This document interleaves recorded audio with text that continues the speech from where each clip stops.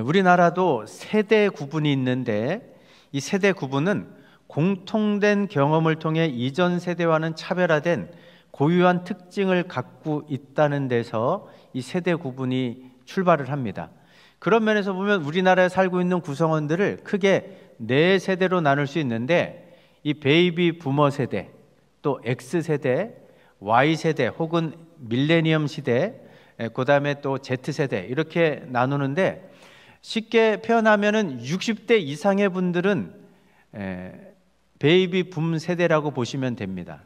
그 다음에 40대 중후반부터 50대까지는 X세대, 그 다음에 또 이제 30대부터 40대 초반까지는 밀레니엄 세대, 또 10대나 20대를 Z세대 이렇게 분류할 수 있는데, 크게 보면 사회가 늘 이야기하는 기성세대와 젊은 세대가 있습니다. 베이비 붐 세대와 X세대가 기성세대라고 보시면 되고, 또 이제 그 나머지 젊은 세대, 바로 M세대하고 Z세대를 통칭해서 젊은 세대로 보시면 됩니다. 크게 기성세대와 젊은 세대는 이 생각하는 사고방식에 큰 차이가 있습니다.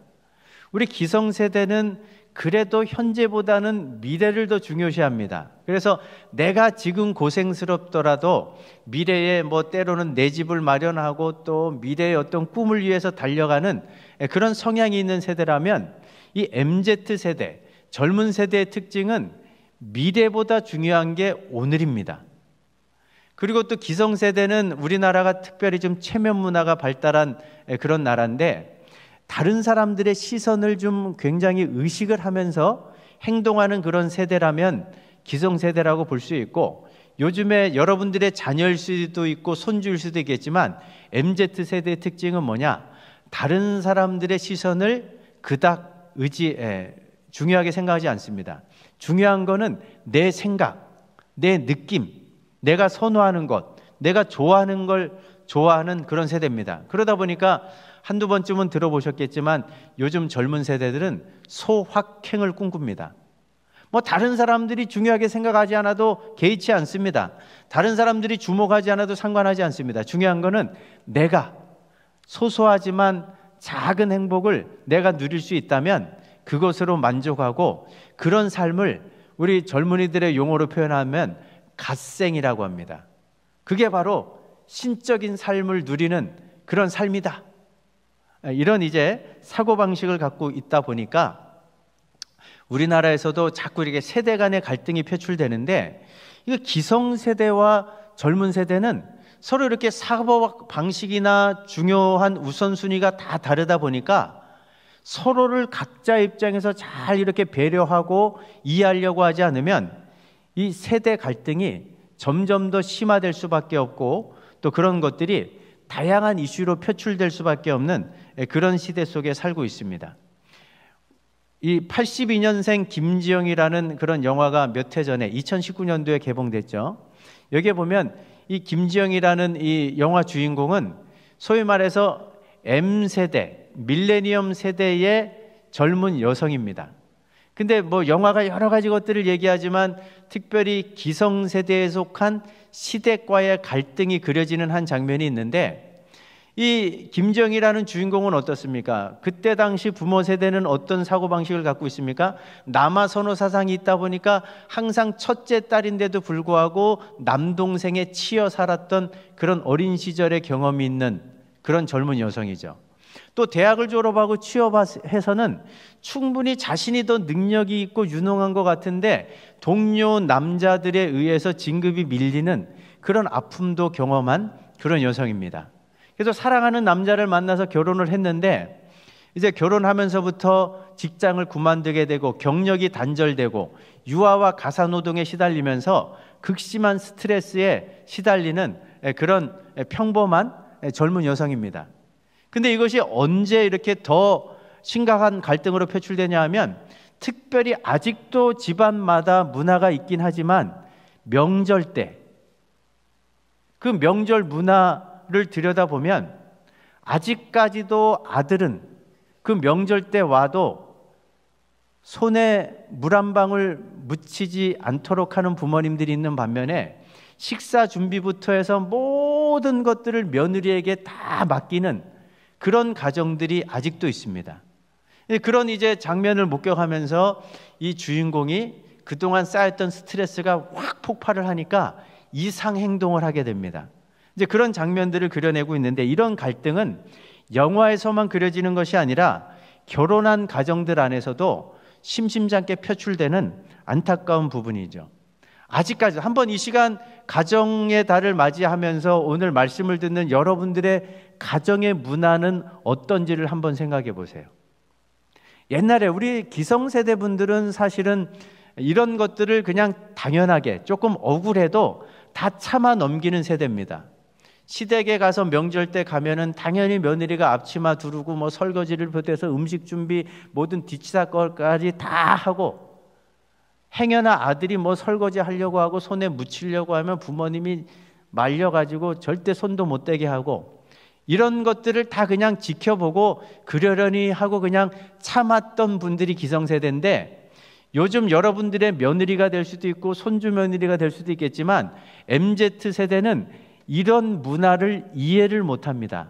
그래서 여기 영화에 등장하는 우리 김지영이라는 이 사람은 M세대라고 볼 수 있는데, M세대는 그냥 스트레스를 받고 그냥 참아 넘기지만 Z세대는 만약에 문화가 그렇게 되어 있으면 두 번 다시 시댁을 찾지 않습니다. 두 번 다시 시부모님을 만나려고 하지 않아요. MZ세대는 이해를 못하는 거예요. 용납하지 않는 겁니다. 그리고 자신의 불편한 감정을 그대로 다 쏟아내는 세대입니다. 그러니까 기성세대가 볼 때는 젊은 세대가 버르장머리가 없거나 예의범절이 없다고 생각하지만, 젊은 세대는 역으로 기성세대가 꼰대 노릇한다고 너무나 이해할 수 없는 세대라고 그냥 이렇게 몰아붙이는 거죠. 그러니까 각자 입장에서 상대방의 입장을 배려하고 고려하지 않으면 이런 행복한 가정생활, 행복한 문화가 우리 가정 안에 만들어지기가 참 쉽지 않습니다. 물론 이제 요즘에는 시대가 많이 바뀌었기 때문에 그런 이제 이런 행태로 이렇게 가정 문화가 이어지는 그런 집안들은 별로 없지만 아직도 있을 수 있습니다. 그래서 한번 우리의 가정은 어떤 문화를 지금 이렇게 만들어가고 있는지를 한번 점검해 보시면 우리 가정이 앞으로도 행복한 가정, 집안으로 이렇게 분위기가 만들어질 수 있는지, 여전히 갈등이 첨예하게 대립되면서 정말 가정 분위기가 침울하고 어두워질 수밖에 없는 그런 가정, 집안인지를 한번 가늠해 볼 수 있을 것 같습니다. 이런 자기 입장에서만 생각하는 이런 사고방식이 가장 크게 표출되는 곳이 바로 가정이고, 또 그런 면에서 이 부부 간의 관계가 이 이기심과 자기 중심성이 극복되지 못하면 정말 결혼 생활이 오래되면 될수록 이 감정의 골이 더 깊어질 수밖에 없습니다. 아무리 성숙하고 고매한 인품의 소유자라 할지라도 우리 사람들에게는 타락하고 부패한 본성을 갖고 있기 때문에 이기심이 발동할 수밖에 없습니다. 모든 것들을 내 중심적으로 생각할 수밖에 없습니다. 그런데 이 결혼 생활이라고 하는 것이 무엇입니까? 죽을 때까지 평생 한 집에서 함께 사는 것이 부부입니다. 이 부부관계 속에서 이 이기심과 자기중심성이 극복되지 못하면 항상 이 자기중심성이 어떻게 표출됩니까? 어떤 부당한 일을 당하게 되면 격하게 감정적으로 반응하고 내가 가장 큰 피해자라고 생각을 하는데, 그런 똑같은 이기심과 자기중심성이 정작 나에게도 있다는 사실은 보지 못하게 만듭니다. 나의 부족한 부분에 대해서는 눈을 감게 만드는 것이 이 이기심의 특징이지 않습니까? 그러니까 만약에 부부가 이 이기심과 자기중심성으로만 똘똘 뭉쳐가지고 부부관계가 이어진다고 생각해 보십시오. 그러면 상대방의 잘못한 점이 드러나고 부족한 부분이 드러날 때 그것을 지적하고 비난하고 비판하고 또 뭐 험한 말을 하고 심한 말을 하고, 그러다 보면 그 집안은 하루아침도 평안할 일이 없는 거죠. 그런데 이런 똑같은 상황 속에서 정말 이기심과 자기중심성을 극복하고 상대방을 이해하고 배려하게 되면 그런 가정은 결혼 생활이 깊어지면 깊어질수록, 오래되면 될수록 정말 성숙한 그런 어떤 이제 그 서로를 배려하는 그런 문화가 자리매김하면서 모두가 부러워하는 행복한 가정을 만들어갈 수 있는 겁니다. 한번 여러분들의 가정은 어떤 분위기를 만들어내고 있는지, 특별히 부부관계에 있는 분들, 아마 여기 옆에 앉아서 지금 예배 드릴 수도 있겠지만 여러분들의 부부관계는 하나님께서 보실 때 건강한 부부생활인가, 건강하고 행복한 부부관계를 이어가고 있는가를 한번 점검해 보시면 좋을 것 같습니다.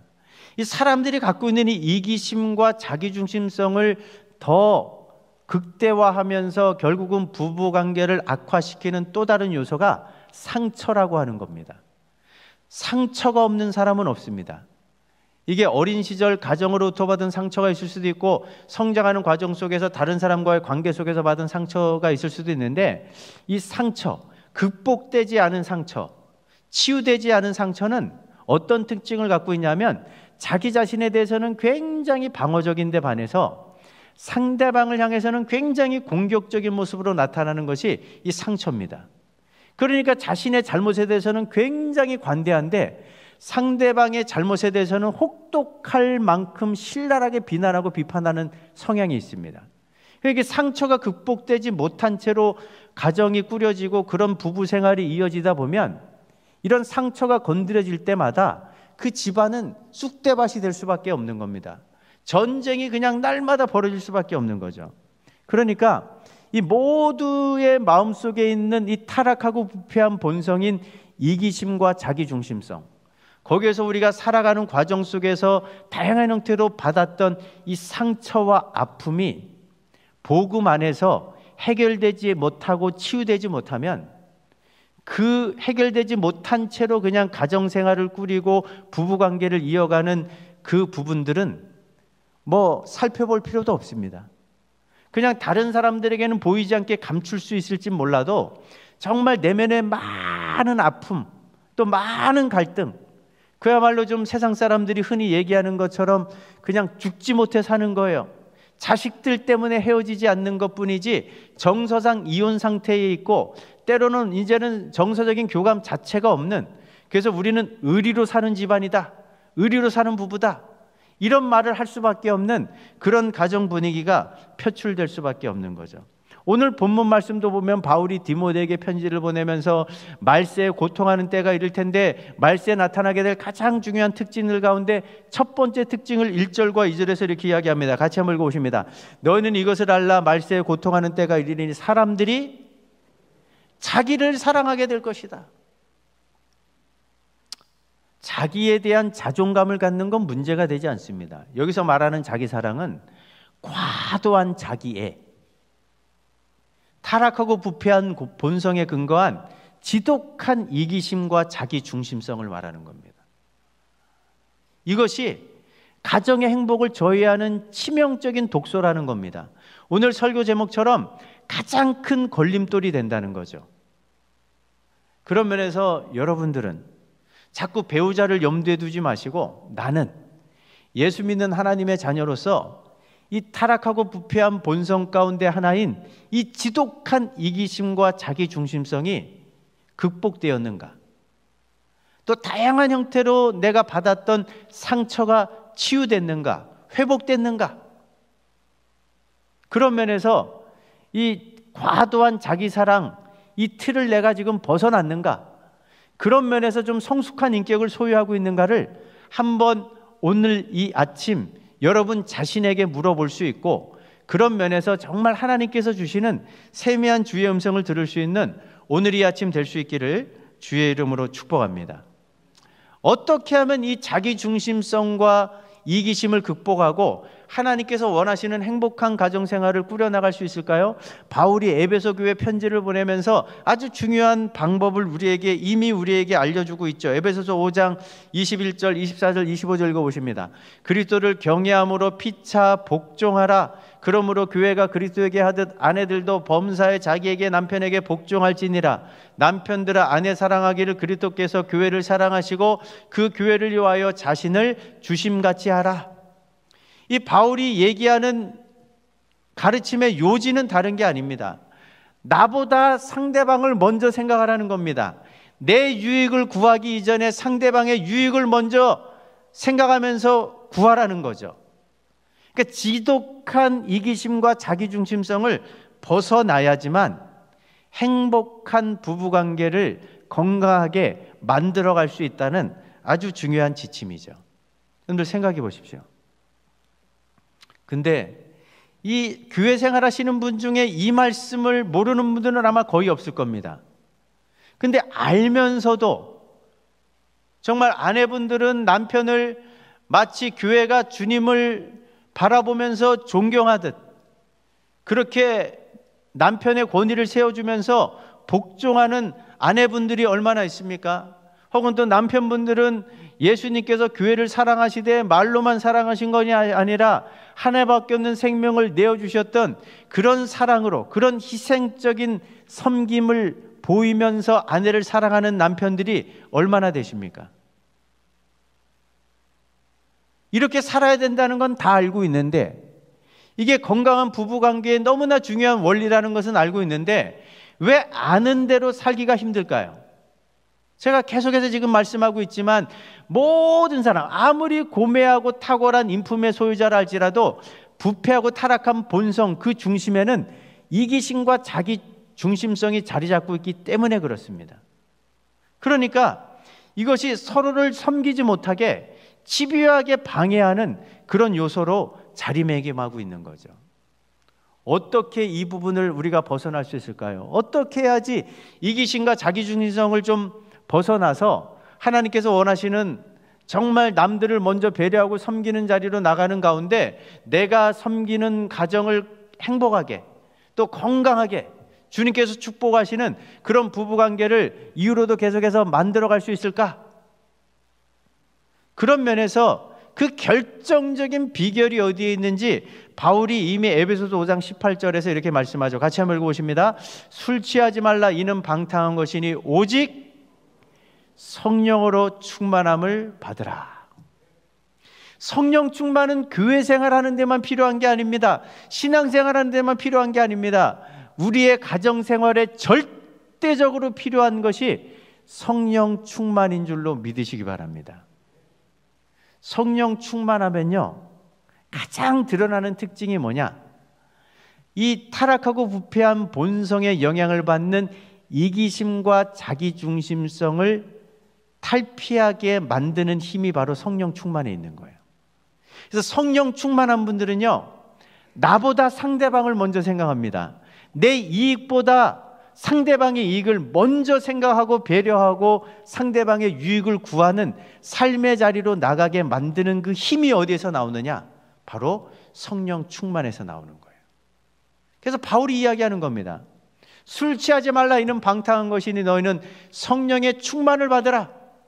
이 성령의 충만을 받으라는 이 18절의 말씀이 바로 가정생활의 대헌장인 그리스도를 경외함으로 피차 복종하라라는 이 구절에까지 연결이 되는 겁니다.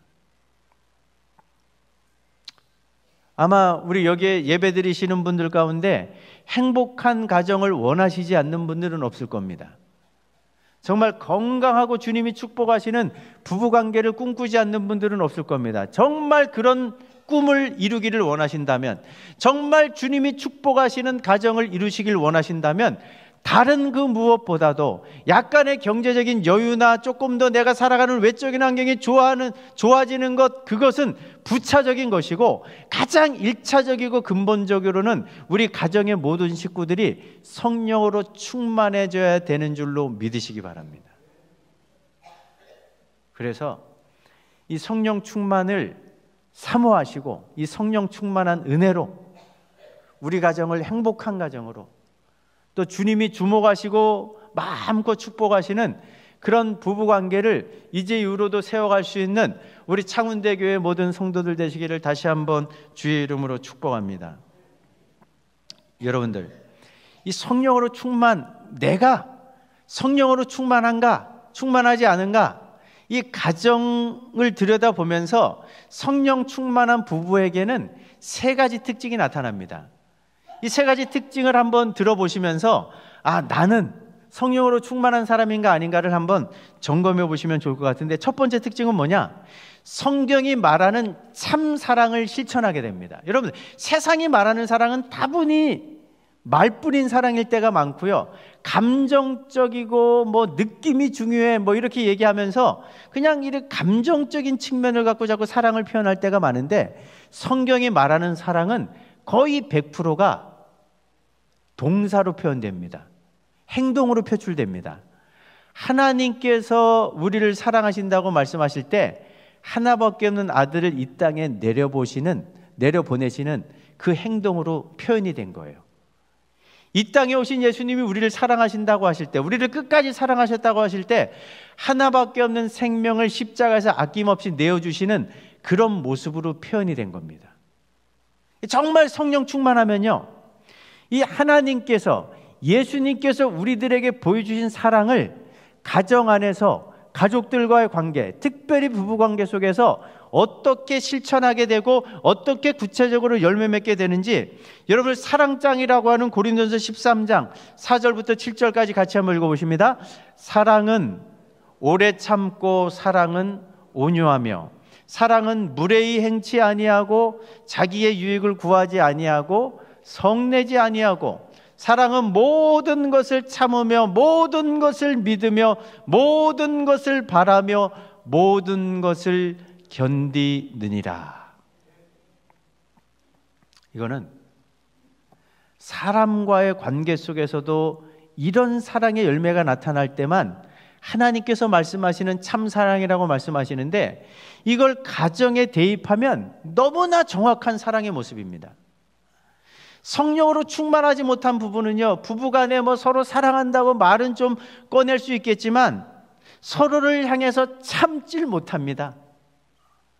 가깝다고 얼마나 무례하게 행동을 하는지 모릅니다. 얼마나 화를 자주 내는지 몰라요. 사랑한다고 하면서도 먼저 나부터 생각합니다. 이 이기심이 극복이 안 됩니다. 내 유익부터 추구합니다. 내 것부터 챙기려는 이런 본성에서 벗어나질 못하는 거예요. 모든 것을 믿고, 모든 것을 바라고, 모든 것을 견디지 못합니다. 그러니까 성령으로 충만하지 못한 부부는 때때로 세상 사람들과 똑같은 모습으로 살다가 언성을 높이고 허구한 날 싸워대다가 결국은 갈라서는 그런 안타까운 일들도 얼마나 많이 있습니까? 그런데 여러분들, 성령으로 충만하게 되면요, 하나님과 그 아들 예수님이 우리에게 보여주신 이 사랑을 가장 가까이에 있으면서 평생을 함께 해야 되는 가족들, 특별히 부부관계 속에서 실천하게 되는 거예요. 오래 참아줍니다. 절대로 가깝다고 해가지고 무례히 행하지 않습니다. 함부로 험한 말 꺼내지 않습니다. 화를 내지 않습니다.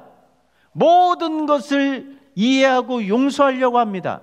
모든 것을 바라고 견디는 것, 이것이 바로 성경이 말하는 참사랑의 구체적인 모습인데, 성령 충만한 부부관계 속에서, 성령 충만한 가족관계 속에서 나타나는 성경이 말하는 참사랑의 열매인데, 이 열매가 우리 가정 안에 얼마나 구체적으로 열매 맺어지고 있는지, 특별히 여러분들의 부부관계 속에서 이런 사랑의 구체적인 모습이 드러나고 있는지를 점검하시면서 이 은혜를 사모하시고 이 열매 맺기를 간절히 열망할 수 있는 우리 창운대교회 모든 성도들 되시기를 주의 이름으로 축복합니다. 두 번째는요, 성령 충만한 부부에게 나타나는 또 다른 아주 선명한 특징은 뭐냐? 서로를 이해하고 용서하는 삶을 살게 됩니다. 성경을 보면 이 장면도 여러분들 잘 아시죠? 베드로가 예수님께, 아니 다른 사람들이 우리에게 잘못하면 도대체 몇 번까지 용서해 주면 됩니까? 이렇게 얘기했을 때 예수님께서 뭐라고 대답하십니까? 마태복음 18장 22절 같이 한번 읽어보실까요? 예수께서 이르시되 내가 이르노니 7번뿐 아니라 7번을 70번까지라도 할지니라.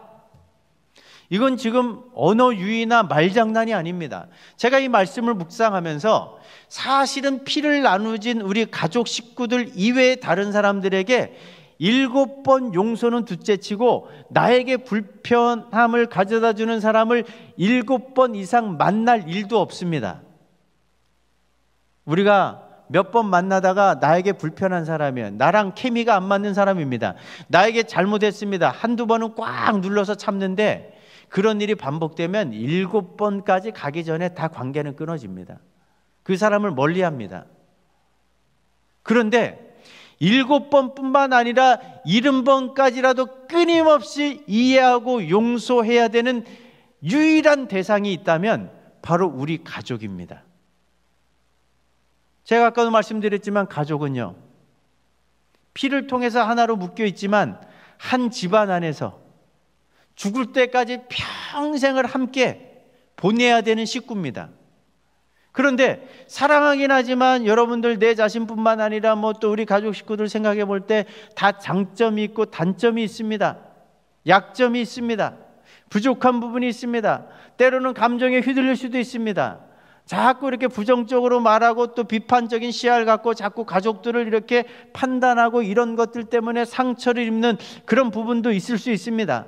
때로는 잘해주고 싶은 마음과는 다르게 능력이 모자라 갖고 부족함이 있어 가지고 여러 가지 부족한 모습들이 나타날 수도 있죠. 그런데 성령으로 충만하지 못하면 이런 부족함들, 연약함들이 뾰족한 송곳이 돼 가지고 상대방을 찌를 수밖에 없어요.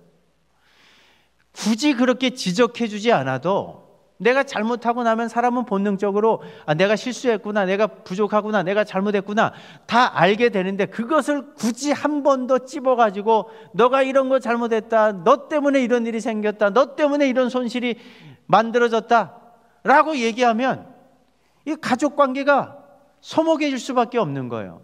냉기류가 흐를 수밖에 없는 겁니다. 그런데 성령으로 충만해지면 이런 배우자 혹은 또 가족들의 연약함, 부족함을 주의 사랑으로 보듬어 주는 거예요. 이해하는 겁니다. 감싸주는 겁니다. 용서하는 겁니다. 언제까지요? 가족들에 대한 용서는요, 한계가 없어요. 끝이 없어요. 7번 아니라 70번까지라도 용서하며 살아야 되는 것이 우리 가족들 아닙니까? 이런 사랑을 누가 실천할 수 있을까요? 고매한 인품의 소유자가 실천할 수 있습니까? 타고난 천성이 좋은 사람이 실천할 수 있습니까? 아니요.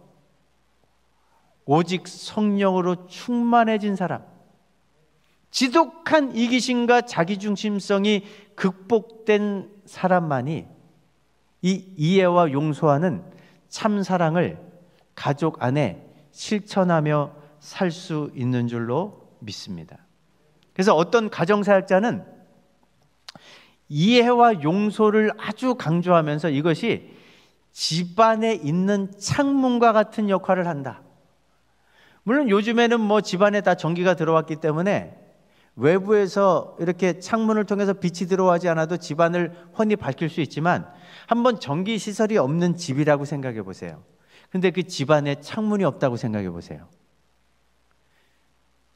얼마나 그 분위기가 어둡고 침울하고 칙칙하고 답답할까요? 근데 집안에 창문이 크게 나 있다고 생각해 보세요. 그러면 밖에서 햇살이 집 안으로 크게 난 만큼 다 들어오잖아요. 바로 서로를 향한 이해와 용서가 이런 역할을 한다는 거예요.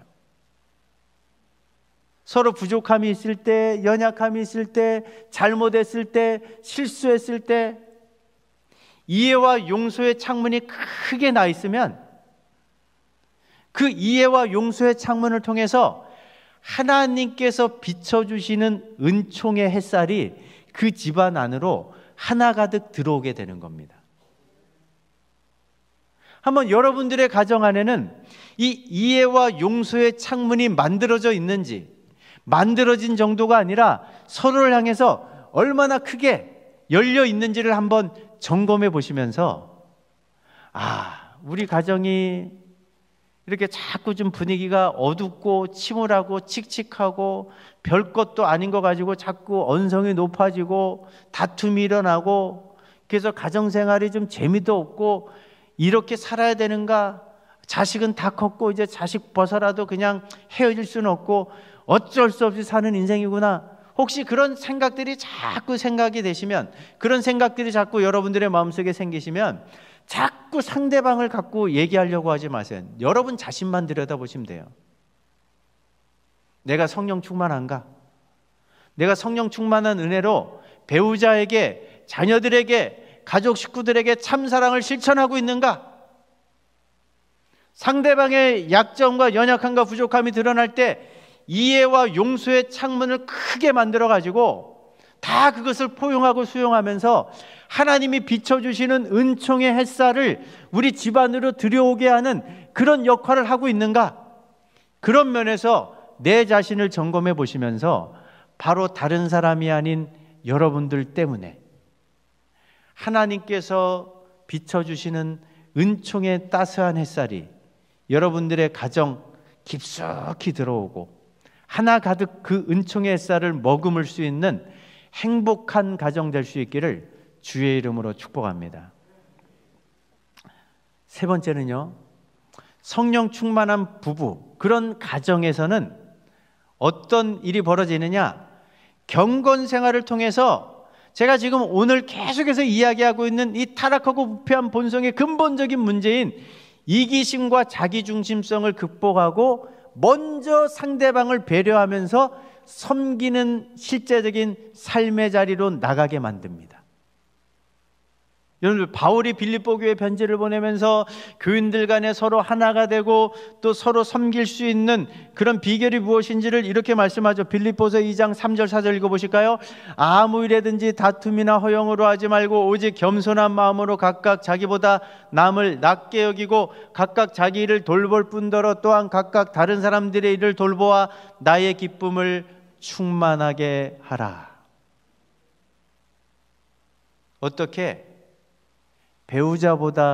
나보다 배우자를 더 낮게 여기고 내 자신의 일도 챙기지만 배우자 혹은 우리 가족 식구들을 먼저 챙기고 먼저 섬겨주는 이런 삶이 가능할까? 이거는 성령 충만해야만 가능한데, 여러분, 성령 충만이 한때의 상태가 아니라 지속적으로 성령의 충만한 상태로 머물려고 할 때 그 결정적인 비결은요, 바로 경건 생활에 있습니다.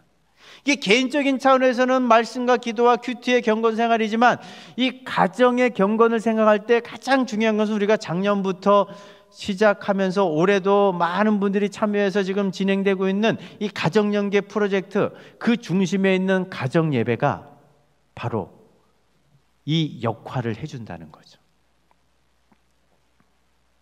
그래서 어떤 분은 가정 예배를 중심으로 한 가정의 경건 생활은 그 집안의 지붕과 같은 역할을 해준다라는 그런 표현을 하고 있는데, 제가 굉장히 공감하는 그런 그림입니다. 여러분 생각해 보세요. 만약에 집이 아무리 믿음의 반석에 세워지고 뭐 기둥이 잘 세워져 있다 할지라도 지붕이 없다면 어떤 일이 벌어질까요?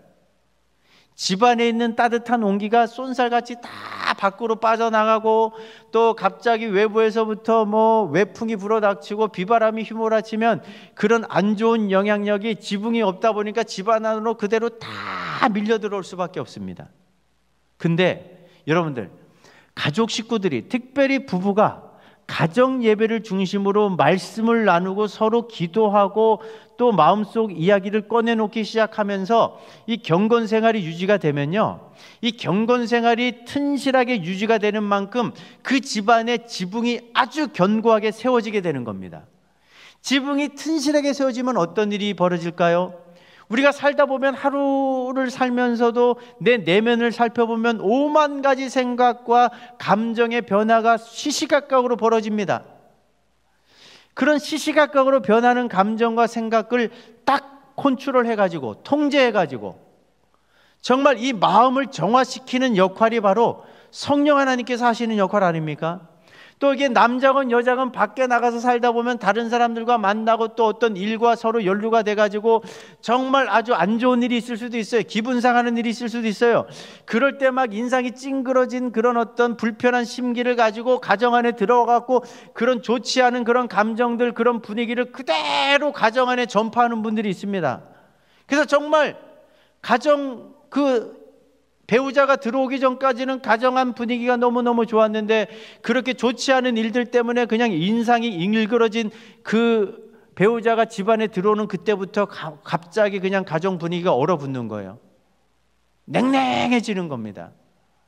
이런 외풍을 막아주는 역할을 뭐가 할까요? 바로 부부가 경건생활이 한두 번 정도 그냥 어느 한 시기에만 이어지는 것이 아니라 꾸준히 경건생활의 기본기가 잘 다져진 가정은 그렇게 시시각각으로 변하는 감정에 휘둘리지 않습니다. 외부에서 내가 어떤 기분 나쁜 일이 있었고 또 여러 가지 감정 상하는 일이 있다고 해갖고 그런 나쁜 영향력을 가정 안에 고스란히 갖고 들어오지 않아요. 왜? 여러분, 올해도 우리 많은 가정들이 신청해가지고 가정 예배 한 주에 한 번 이상씩은 다 드리고 있는데, 여러분들 가정 예배를 드려보면 볼수록 아마 가정 예배 드리시는 분들은 느끼실 거예요. 이게 가정 예배가 별게 아닌 게 아니구나.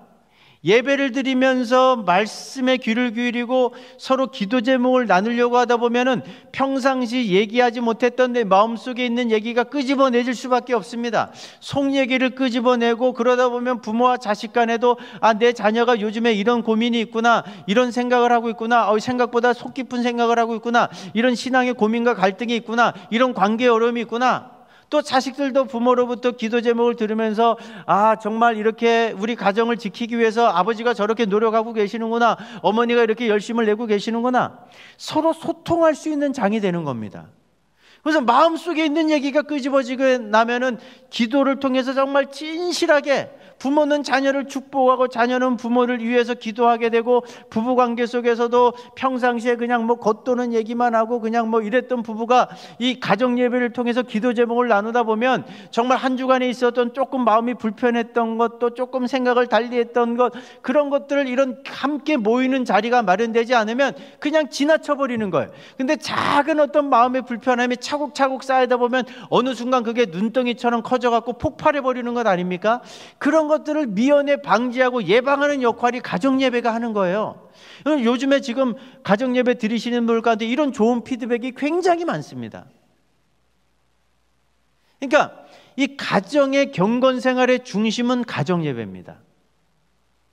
가정 예배를 드리다 보면요, 괜히 상대방을 향해 서운했던 것이 내가 부족했구나, 내가 말을 이렇게 곱지 않게 나갔기 때문에 저런 반응이 났구나, 그러면서 끊임없이 내 자신을 바라보다 보니까 나의 지독한 이기심과 자기중심성이 고스란히 드러나는 거예요. 깨달아지는 거예요. 그러면서 내가 상대방을 위해서, 우리 가족을 위해서, 배우자를 위해서 내가 이렇게 더 힘써야 되겠구나, 이렇게 좀 더 노력을 해야 되겠구나, 이렇게 내가 먼저 희생해야 되겠구나, 이런 것들이 꼭 명시적으로 왔다 갔다 하지 않아도 하나님 앞에서 드리는 가정 예배를 통해서 각자가 자신의 삶을 돌아보게 돼 있습니다. 그러면서 정말 더 가족을 위해 살아야 되겠고 상대방을 위해서 내가 배려하고 섬기는 자리로 나가야 되겠다는 그런 마음의 열망을 부릴 듯 일으켜주는 것이 바로 경건생활이고, 그 중심에 가정 예배가 있는 줄로 믿으시기 바랍니다. 그래서 교회가 가정 예배를 드리라고 해서 드리는 것이 아니라, 진짜 여러분들의 가정이 행복하십니까? 지금 이 상태로 더할 나 없이 좋아 보이십니까? 아무것도 손댈 부분이 없을 정도로 완벽한 가정이십니까? 아니면 정말 오랜 세월 동안 결혼 생활을 해왔고 오랜 세월 동안 지금 우리 가정을 꾸려나가고 있는데 여전히 늘 그 문제가 똑같이 해를 거듭하면서 더 심각한 형태로 표출되고 있지 않으십니까? 혹시 위기의식이 느껴지는 분들 없으십니까? 정말 이 가정을 하나님께서 속속들이 들여다보신다고 할 때 우리 가정을 행복한 가정이라고 하나님께서 마음껏 축복하실 만한 그런 요건들이 갖춰진 가정인지를 한번 점검해 보시기 바랍니다. 말씀을 좀 정리해 보겠습니다. 하나님께서는요, 우리의 세워진 가정들이 우리가 장착하게 될 천국이 어떤 곳인지를 미리 맛을 보라고 천국의 분점으로, 천국의 모델하우스로 우리의 가정들을 세워 놓으신 줄로 믿으시기 바랍니다. 그런데 여러분들의 가정이 천국의 기쁨이 가득하십니까? 아니면 하나님께서 의도했던 것과는 정반대로 지옥의 그림자가, 어두운 그림자가 혹시 드리워지고 있진 않으십니까? 다른 사람들 앞에 차마 꺼내 보이기 힘들 정도의 그런 가정 분위기가 혹 연출되고 있으신 않으십니까? 그래서 행여나 뭐 하나라도 다른 사람들이 알까봐 그냥 숨기고 감추고 포장하기에 급급한 그런 가정 생활을 혹시 하고 있는 분들은 없으십니까? 오늘 이 시간, 오늘 주신 말씀을 거울 삼아 정말 여러분들의 가정을 들여다보시면서, 가정의 행복의 열쇠는 가정을 만드신 하나님께 있습니다. 그 하나님께서 성령 충만해질 때만 가정의 행복일 수 있다고 말씀하십니다. 우리 차운대교회 모든 가정들이 성령의 충만한 은혜 안에서 성경이 말하는 참 사랑을 실천하고 서로를 이해하고 용서하는 그런 구체적인 모습, 가정 예배를 중심으로 경건의 기본기가 잘 다져져서 정말 모든 이기심을 극복하고 서로를 배려하고 섬기는 그런 가정을 통해서 우리가 장착하게 될 천국의 기쁨을 우리가 몸담고 있는 가정에서 먼저 맛보고 누릴 수 있는 우리 창운대교회 모든 성도들의 가정 될 수 있기를 주의 이름으로 축복합니다.